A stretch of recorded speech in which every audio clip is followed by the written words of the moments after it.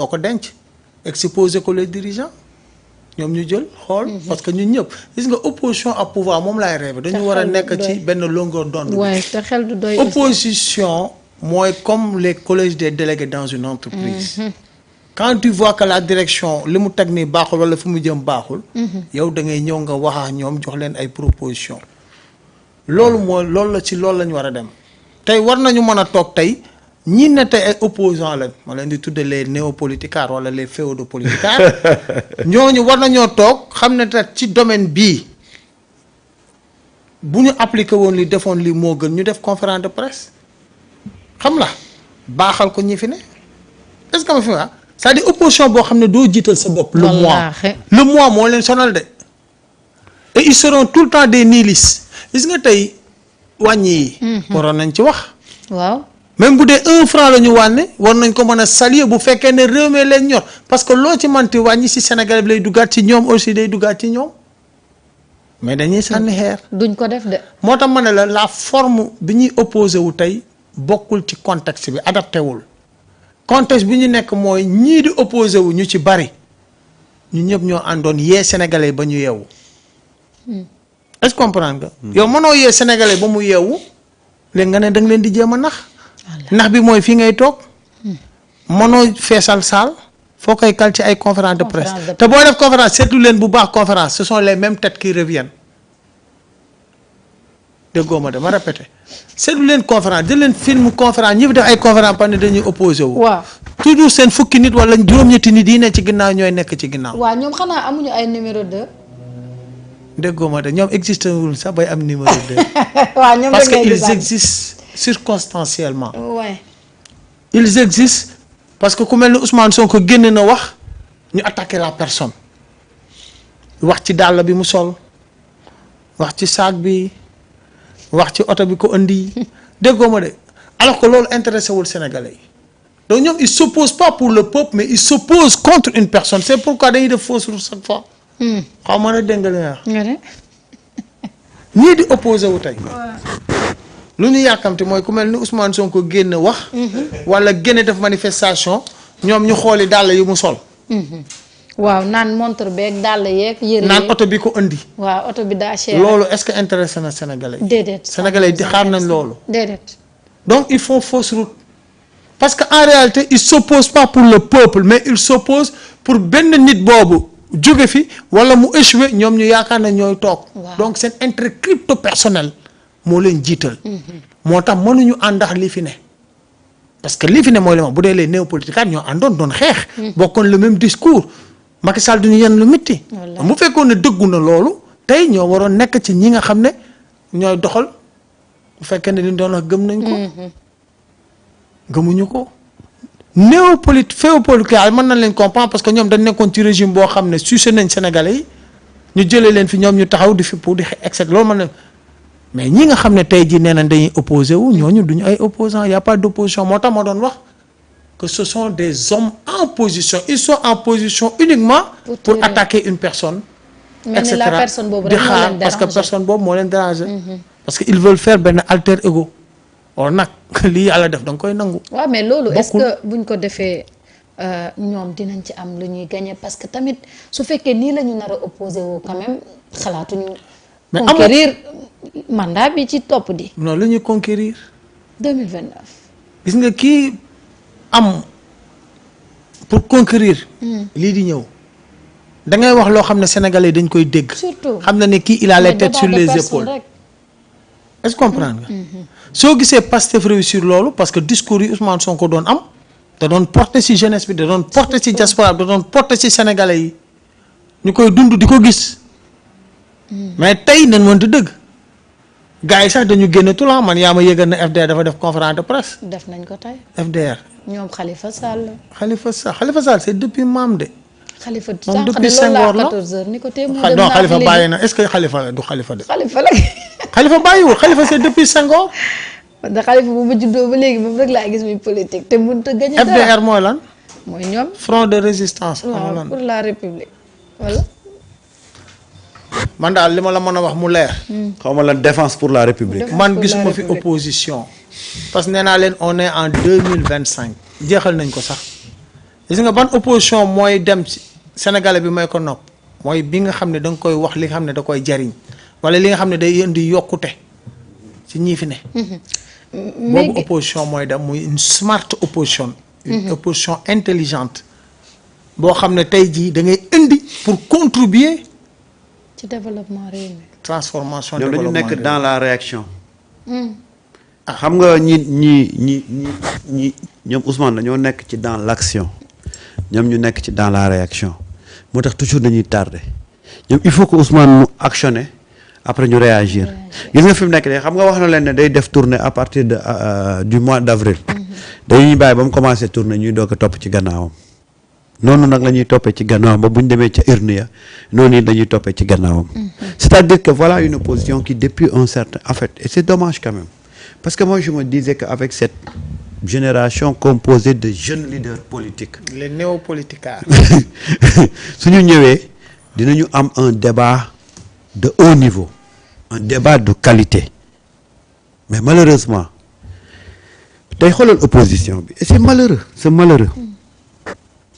opposition bi dañu dem ba benn instant connecté tuñu avec les réalités du terrain ëllëg ñu bàyyi mais bàyyiwuñ de dañu dem jël ay influenceurs ay pseudo-chroniqueurs léegi ñoom ñooy seen léegi ñooy seen porte-parole et c'est ça moo tax seen niveau dafa tombé bas à un niveau boo xam ne extraordinaire xam nga man mënuma prôner ne man tey sama parti ñu ngi koy woowee la république des valeurs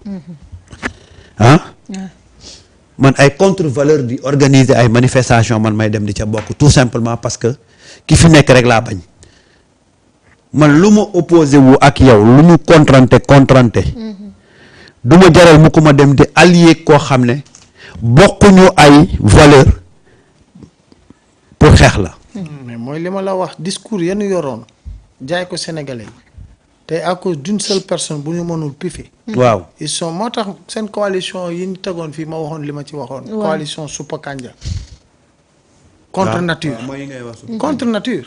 waaw donc Samba. loolu loolu la de c'est-à-dire en réalité les Sénégalais découvrent que ñi nga xam ne tey ñoo toogoon doon leen jaay dara en réalité dañ doon naxaate seen bopp moo leen tax a jóg. kese. c'est simple de c'est le moi c'est l'égocentrisme qui pose problème ci ñenn ñi parce que tu es prêt à changer de discours à changer de positionnement. à t'accompagner avec des gens yu nga xamante yow yaa taxaw fii wax li ngay wax ci ñoom combattre leen xam nga loolu amatul éthique. malheureusement amatul éthique. déedéet. et ñooñu nag ñooy permettre tey ji taxaw di yuuxu di wax alors qu'ils devaient raser les murs. bu yoon amoon parce que on a découvert que en réalité. ay bëy yu sàngoo ay bukk yu sàngoo deru bëy ngeen. moo tax ma ne la y a pas d'opposition. gis nga une vraie opposition. du changer du transgresser sur ses principes. c'est important tey boo gisee tey Pastef am li mu am Pastef n'a jamais changé ci ay principes am da ngay gis sax si ñoom seeni chroniqueur yenn saa ñu koy wax naan xawoon kan mais Ousmane Sonko li mu bëgg da ko xam te la muy def da koy def masu see changé. La constance et la cohérence c'est d'une importance capitale. soo nekkee ci politique. boo amul constance amoo cohérence jàppal na sa bopp ngay naxoo nit ñi de. parce que tôt ou tard dafay fës te dafay feeñ. et looloo leen dal. man ku mën a woon ñenn ñi tey ji dina nekk ay néopoliticards di xeexa li nga xam ne dañu ànd xeex ko ba mu samp ba taxaw ñu war ko encadrer mais boo xoolee au fond parce que woowuñu ma ci wala bokkuma ci et cetera moo tax ñenn ñi am taxawaay bi te boo xoolee ñenn ñi sax dañuy kii boo leen woowee ñu noppi. ça veut dire que seen bopp leen ñor. intérêt personnel. politique bi il faut nit ñi ñu analyser ko en amont gis naa ñoo xam ne tey amuñu njariñ seen fa ñu dëkk. amuñu njariñ. dëgg la de. il suffit ñu takkal leen ndomba tànk. ñu commencé ne dañuy def. waaw mais nag politique moom moo fi. nga gis na bu leen tekkalee ndomba tànk defatuñu. donc ñooñu ay profiteurs lañ ay naxaatekat lañ. def dafa war a jóge ci xol. waaw surtout. wax dëgg dafa war a jóge ci xol c'est-à-dire que nit ñi dañuy dem ba xam ne kii kat bu mënee dina def mais bu mënoon am na ngoru ne mënuma.